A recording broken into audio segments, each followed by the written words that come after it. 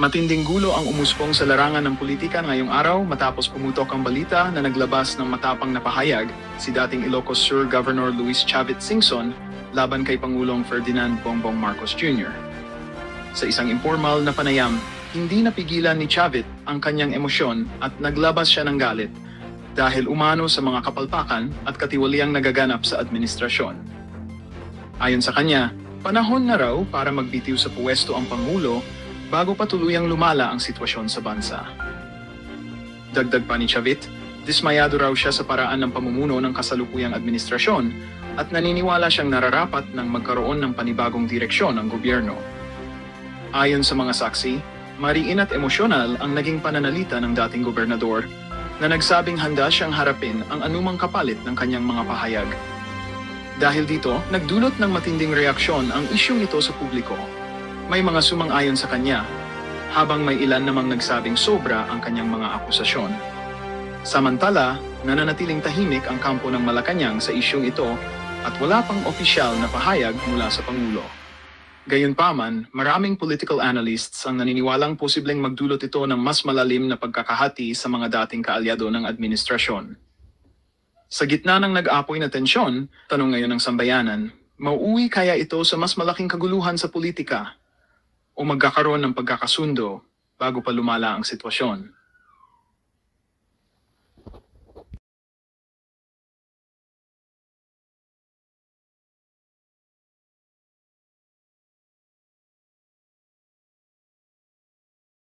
Na magamit na yan. Maraming salamat po. Maraming salamat. He extends the olive branch para po magkabati po kayo. What will it take for you and the President to patch things up? Hindi ako pwedeng makipag-arreglo dyan dahil sabi ng tao, sinungaling ako, wala akong... Ako ang isang taong isang salita. Nahiya po akong bumaliktad. Ito po, no, nananawagan rin po kayo na bumaba ang ating Pangulo. Dapat lang dahil sobra na. Tama na. Oo. Pero sa tingin nyo ho ba, papakinggan kayo? Wala pa akong kilalang presidente na kusang bumaba po sa kanilang sa kanilang pag hindi pwesto, sila pwesto. bumaba, baka mas masahol pa sa nangyari sa tatay niya. Oo. Ay, hindi bababa yan dahil parang totoo yung sinasabi nilang bangag. Hindi ako nagsabi, sinasabi lang. Bangag. Hindi, ang sumasagot sa akin, mga trolls eh. Alam niyo mga kababayan ang sumasagot sa akin, trolls. Farm trolls. So ibig sabihin doon, isang building, puro computers, yan, tigasagot nila. Panira sa akin.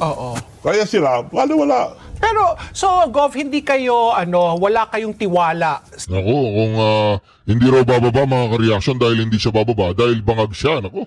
Malupit po yan mga ka-reaction ha, magagaya daw po siya sa tatay niya, naku. Hintayin po natin yun ha, ako excited po makita yun eh.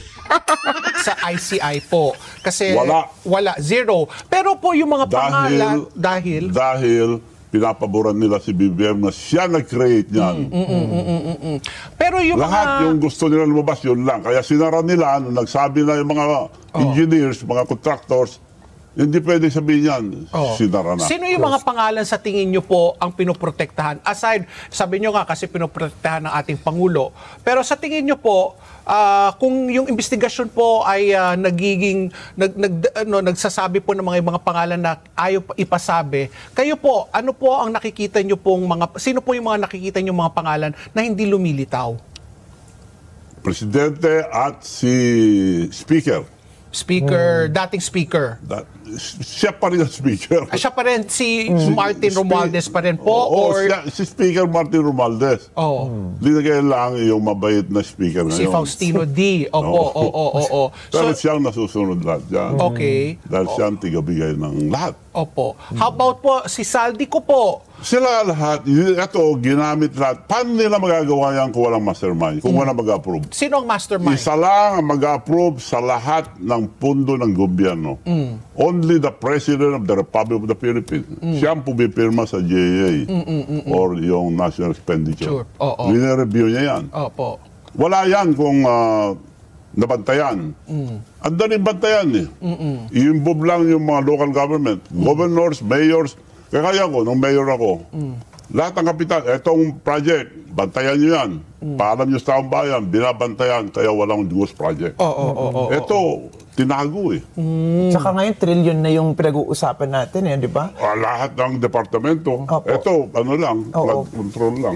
Di ba, meron ding, may panawagan pang isa pa si Gove na dapat nga para sa kabutihan ng bayan, di ba po? That's your words, no? Bumaba si BBM para sa kabutihan po ng bayan.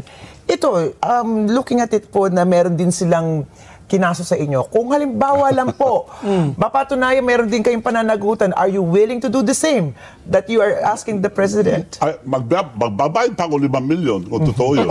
Meron ka pa. May premium pa. Yung nag-file, kung totoo yung pinahal niya, bibigyan ko 5 milyon. It's supposed to be baseless and malicious, as you said, di ba? These accusations. Sa tingin niyo po, sino yung Nasa likod. nasa likod po ng pagsasampa ng kaso sa inyo? Maraming pera. Sino maraming pera? Alam niyo na sino maraming pera ngayon. Yung sino mga po? flood control.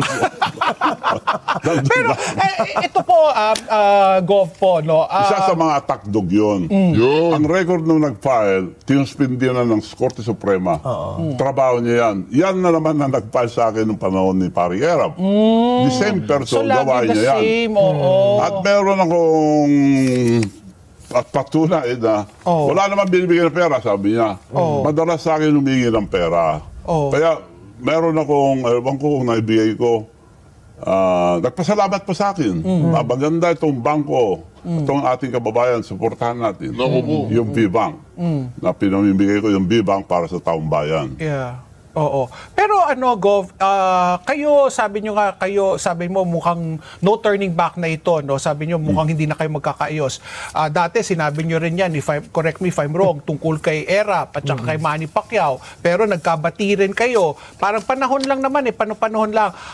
Pero sa tingin nyo ba, hindi rin ho ba dapat na tama rin na ibunyag na ditong administrasyon yung sobrang malawakang korupsyon? Tama. Kasi Yun nga, lumalabas regardless yun. of who is Yes, behind it, yes, no? yes. But isn't it about time also na kumbaga it's the president who initiated this, but you're saying that he's behind it, he's responsible. But the mere fact that he came out and had this investigation started, isn't that a point for the president? No. No. Yun ang ginawa niya para hindi umabot sa kanya. Paimbestigahan niya lahat yun. Matapos ng term yan, di pa tapos ang investigasyon. Oo. Tapos pupunta sa ibang departamento, hindi na maubos yan. So it's a delaying tactic po. Delaying tactic. Tactic, It's a oo. delaying tactic, pero totoo lahat yun. Pero hindi ba tama rin na Ginawa nga niya pang lipstick, kagaya Pang yung 500 billion, 500 billion na budget ng flood control, tinanggalan niya ng 29 billion. Billion. Oh. Parang lipstick lang. Oo. Yung Parang ganun din ang ginawa niya. facelift. Para kunyari malinis siya, mahiya kayo. Oo. Dapat mahiya. Siyang mahiya. Mahiya tayo. Mahiya tayo, dapat. Pero Gov, sa Kung totoo na yung sinasabi niya, bakit hindi maimbestigan ng Ilocos Norte up to now? Tama. Bakit sa Senate tinatago yung Ilocos Norte? Tinago Ilocos Norte, ayaw ang galawin. Ang hinihingi ko lang, punta kayo sa Ilocos Norte, napakadali. ICI, punta naman kayo sa Ilocos Norte, up to now ayaw galawin. anong makikita po nila pag pumuntang ICI po? Nako, ang daming project doon na hindi natapos. Flood control pa rin ho ba? Ha? Flood control rin Flood po? control lahat. Ang dami. Binabahab ho ba sa Ilocos Norte? Of course. Malakas po. Malakas. Oo. Pero kung Ngayon, ayaw papuntahin yata ang mga tao. Balita ko, binabantayan na ng sundalo. Ginagawa, hinahabol, pero yun ang gusto. Gov, I'm sure hindi lang flood control yan, ano? So Hindi pag lang. pumunta po yung ICI, siguro parang bigyan nyo ng guidance kasi mukha pong may alam po kayo dyan sa nangyayari sa Ilocos. Ano po yung pwede nilang silipin pa ibang proyekto? Marami, lahat. Kaya kalkalin lahat. Kami, kalkalin nyo rin. Ang may pagmamalaki ko lang po sa amin, maski anong gawin nila, wala silang makalkal. That from the poorest province kami, we are now the fifth richest province in the entire country. Nasa ang Ilocos Norte, nasa ilalim pa rin. Ilang presidente na sila. Doon kayo mag-base. Kung corrupt kami, Oo. bakit mag-progress ang Ilocos Norte? Pero Tama. Gov, ano sa tingin nyo ang end game dito po ng administrasyon? Sa tingin nyo, sa tagal nyo na po na sa politiko, kilala nyo na po halos lahat ng mga presidente po, ano po sa tingin nyo ang end game? Ito ba ay dahil gusto niyang i-redeem yung pangalan ng mga Marcos? Nako. para po sa mga Duterte, para wala po silang kalaban sa 2028? Ano yung nakikita nyong endgame? Yung sinasabi mo na para, yun din akala ko noon. Gagawa sila mabuti para malinis ang pangalan ng tatay nila na napatalsik ang buong Pilipinas. Yun ang pagkalam ko. Naku po. Wala eh. Inumpisa na nila, unang taon pa lang, inumpisa na nila ito. Kaya sinadya ito. Sinadyang... Itong administrasyon na ito. Oo. Sinadya po yung mga flood Yung mga control. flood control. Hindi lang yun. Pero Lahat na ng sinabi project. po ni Senator Ping Lacson po, systemic. Sabi niya, he went as far back as 10 years ago. Kumbaga, sa panahon rin ng administrasyon po ni Duterte, nasilipan na rin po na meron. Siguro po, lumala ng lumala. Diba? Dati daw, sa panahon daw ni Pinoy, baka 10% lang. Diba? Tapos umakyat po, naging 10 to 15 sa panahon po nila Duterte. Pero ngayon lang daw talaga, umabot sa 25 hanggang 30%. Pero Hindi systemic. Hindi lang 30%. Hindi lang. So magkailan po? Ilan Sinasagad po percent? Ano po ang sagad? Sagad, halos lahat na para ang gagawin nila, alis na lang sila pagkatapos ng term nila. So, No. hindi, para sila... This is the biggest scandal ever. This is the biggest. Ito na pinakamalaki. Correct. Sa 8 presidente na nakita ko, lahat mayroong issue. Pero ito na pinakamalaki na lantaran. Saka hindi nila inintindi yung mga pinasasagot ng AI. Yung mga attack dog. Yun lang pinasasagot. Sa tingin niyo po may magiging accountable at the end of the investigation? May pag-asa pa po ba na maayos po ito? Pag magkaisang taong bayan, dapat patalsigin na ang ating presidente kung hindi siya makinig. Pero Gov, sa November 30, merong malawakan na naman po na rally. 'Di ba nangyari po yung September 21, nandun po rin kayo. Wala ako, nandun ako, nagpakain lang. Oo, nagpakain ka lang. Pero nakita ko Kinain kayo. naman lahat. Nakita ko kayo, 'di ba? Meron nga kayong yung parang bus na mimigay kayo ng lugaw. Nakita rin po kayo na naglalakad rin po sa White Plains Avenue. Pero yun na nga, ang tanong ko po, November 30 may isa na namang malawakang rally po laban nga dito sa korupsyon. Yes. Sa tingin mo ba, kumbaga, hindi pa rin po natitinag yung pag-asa ng mga Pilipino na may mananagot, there will be accountability, may makukulong, meron pong kailangan restitution, kailangan ibalik po ang bilyong-bilyong po na ninakaw Yes. po sa ating kaban. Yes. Ako, hindi ko masyadong bintangan ng mga engineers, mga contractor. Binigay lang sa kanila eh. Ang ikulong yung nagbigay sa kanila. Mastermind nga po. Mastermind. Or yung mastermind, siya nag-utos, siya nag-approve, binigay lang, for example, kay Diskaya, 31 billion in 3 years. Ako, 9 years, wala po 1 billion. Kaya pala kayo nagtatampo. Ito ang talagang... Kung nabigyan kayo ng 31 billion, siguro wala kayo rito. Never. Never. Never ako May resibo siguro. Ako, record lahat eh. Hindi kami, project na ito, para lang masustain yung company namin dahil nag-divest ako, hindi ko na hindi, pang sweldo na lang sa mga empleyado ko napakarami. So, Governor, marami po nagtataka. Kung kayo hindi masyado nabiyayaan ng mga flood control project, paano, ano po ang primerong negosyo po ni Governor Chavit Singson? Bakit parang hindi kayo naubusan ng pera po? Marami po akong negosyo. On record. Naka-record naman ako. Hanggang ngayon kinakalakang nga nila. Ano nga yung... Masipag po ako. Bata pa ako, nagnenegosyo na ako. Bata pa ako na biggest trader ng tabako nung araw pa. Kumita na ako ng bilyon. Bata pa ako. Hanggang ngayon po, tobacco pa Nabili rin. ko na ang electric plant sa Bigan nung araw. Bata pa ako. Nakabili lang ako ng maraming bahay sa Bigan, mga old houses. Bata pa ako. So, nag-invest ako, puro lupa. So, may pinanggalingan. May construction company kami. Dahil engineer ang tatay ko eh. Contractor. Bata kami, iniwan na ako, umalis lahat ng parents ko because of peace and order. Hiningi ko sa tatay ko na babalik ako magbanay sa mga negosyo namin. Talagang masipag po ako. So, Gov, kung sakali nakikinig po ang ating presidente ngayong umaga at nakikita niya na talaga nagtatampo kayo. Kung if Hindi ako nagtatampo. So wala na po ba talaga? Kanina sabi niyo kasi Hindi ako nagtatampo, nagre-reklamo lang. Okay. If he extends the olive branch para po magkabati po kayo, what will it take for you and the president to patch things up? Hindi ako pwedeng makipag-arreglo dyan dahil sabi ng tao, sinungaling ako, wala akong... Ako ang isang taong isang salita. Nahiya po akong bumaliktad. Okay. So, talagang point of FO. no return na. FO na Yes. sila talaga, Pat. Oo. Dahil Alam mo, nga, FO, friendship over na talaga. Friendship over talaga. kung matinong tao siya, baka pwede. So may chance. Hindi, pero may chance. Kung matinong tao, Governor, nakita natin kanina sa picture po, si President, si PBBM, siya na pong mismong lumapit kay President Xi Jinping ng China. Yung Nakakaya. inaangkin niya. ako, nahiya ako, babanatan ko yung president, babanatan ko China, tapos lalapit ako, mahiya ako. Dapat from the very beginning, hindi niya binanatan ng China. Automatic. Being the president and being a country, of a developing country, he should be neutral to all countries. Di ba sabi nga niya, friends to all, enemies to none. Dapat nung araw pa. Oo. Binubuli niya ang China noon pa. Siya Siya pa nagbubuli? Siya. Siya na, siya, kaya tulungan niyo ako. China ganito. Tulungan niyo ako. China ganito. Hindi pwede yun. Ito, may phone-in question. Nag-text ang aking pinsan, si Nina Daza Puyat. Magkaibigan ho daw ba kayo ni Senator Amy? Kasi yun, kapatid po yun. Yes, magkaibigan kami. Kawawa naman si Jaime dahil damay talaga. Oh. Marcos kasi yung family name, so nadadamay. So you agree with Amy's position? Yes, siya nagsabi na talagang masama itong gobyerno nito. Oo. Pero maano rin ho ba kayo kay Sara Duterte? Ako, wala akong pinapanigan. Pag natanggal kaya nga ito, dapat mag-resign na si President Bongbong dahil baka mas masahol pang abutin niya kaysa tatay niya. Nakikinita niyo po Yung yun. mga iba, pinapatay. Yung mga iba, nagsuicide. Yung iba, nahiya kagad. Nagre-resign.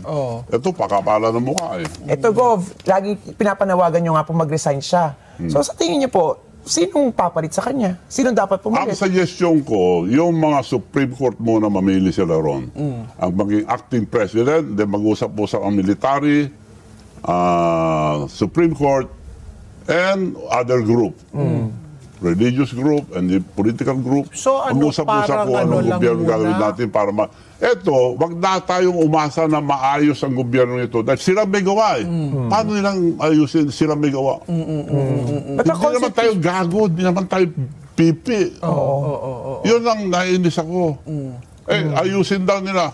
Umpak, sabi nila, ayos na. Silang gumawa eh. Paano nila maayos? Hindi posible yun. Ano ba, gago ba tayong mga Pilipino? Hindi naman tayo gago. So, kayo po talagang, yung nyo, panawagan nyo talaga, step down. Step down. Step down talaga. Tapos, appoint. Kung hindi mag-step down, we dapat have to si Sa- force. We have to force. Force, as in, Force. magkakaroon na naman ng EDSA revolution. Hindi ba kayo natatakot? Hindi pa ba kayo pagod sa EDSA? Oo. Nakailang EDSA na po tayo? Well, I have to sacrifice because may kinabukasan ng ating kabataan to eh. I have to talk. I have to say my word. I have to... You don't want to wait until the ICI comes out with their final investigation. Kalukuhan yung ICI. You really feel na Kalukuhan, I'm dead sure. Kasi Kalukuhan. yung Inapoint niya eh. Oo. At sa lumalabas ngayon, pinagtatakpan niya lahat yung mga gustong pangalan lumabas, hindi pwede. Yun lang gusto nilang ilabas. Kaya kung palabasin nila, ang kinukulong ngayon yung mga nagsasalita ng gusto. Mga engineers, mga contractors, palabasin nila, tignan yung magsasalita lahat yan. Gov, ako isang curious. Alam namin matapang ka talaga, tigre nga yung mga alaga mo. Hindi, tigre nga yung alaga. Babae lang, takta ko eh. babaeng tigre. Ito, Gov, wala ba kayong pangamba na makasuhan kayo ng sedition? Dahil talagang openly. Hindi ba kayo natatakot sa buhay ninyo? You're calling, and he's calling on the military to side the people, and wala po ba kayong... military Dati should lang protect the people. nagpapanotarize eh. Kinontra na ho pala nitong si Congressman Mike Defensor eh. Talagang si Senoo. Good faith, nagpunta Sergeant Cotesa, I was not with him. No one was with him. Pero nandyan yan. So siya Pero- talaga nagpunta mag-isa? Yes. And Yes. exactly where, sir? Somewhere in Manila, may picture, pinakunan ko eh. I sent it to Senator Marcoleta, yung pinakita niya.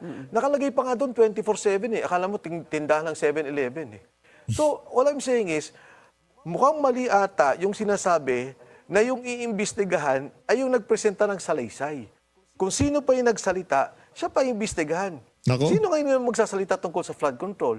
Meron kang 19 nakatao na sundalo na pwede magbigay sa iyo ng detalye kung paano dinideliver ang pera. Matatakot na lahat yan. Yung pala lahat ngayon, pwede lang imbestigahan. Because again, for the sake of the judge, wala na yun eh. Na-cure na yung oath niya when he went to the Senate.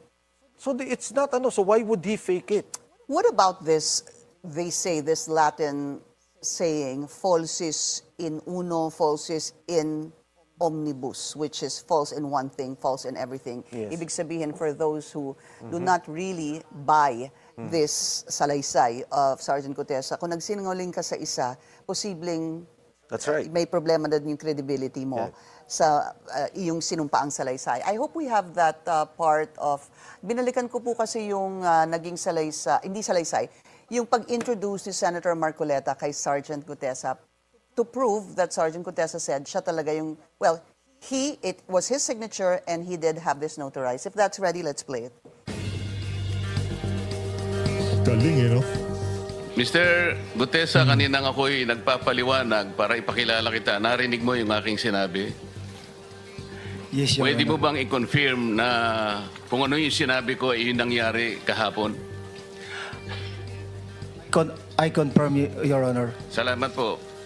At ngayon po ay hawak ko nga ang inyong sinumpaang salaysay na nung draft ito ay binasa ko. Ganun din nga po at wala namang pagbabago.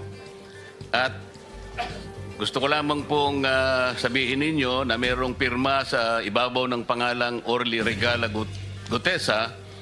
Kayo po ba ang nagpirma nito? I confirm, Your Honor. Ito po ay pinanotaryo ninyo. Nakikita ko rin po. Totoo po ba itong notaryong ito? Totoo po, Your Honor.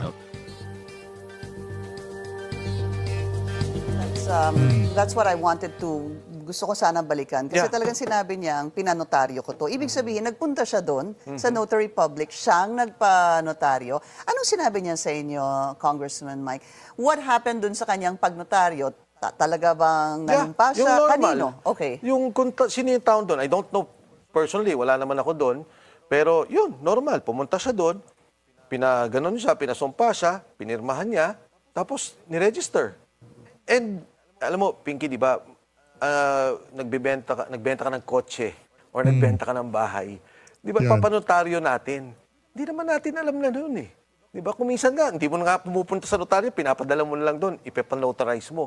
Pumunta ka sa Manila, ang daming notaryo, hindi ko alam kung sinong abogado Sa doon. ilalim nga daw ng tulay. Sa ilalim ng tulay, marami. So, ang point ko, hindi ko makita yung ano nila na angulo nila about the notary, but gusto ko yun imbestigahan. Kasi for me, okay, Pinky, just to go back. There is really basis to look into this because if the judge was saying that it's not, hindi niya signature yon, then somebody else, number one, sir, somebody Pressured? signed on behalf of the judge.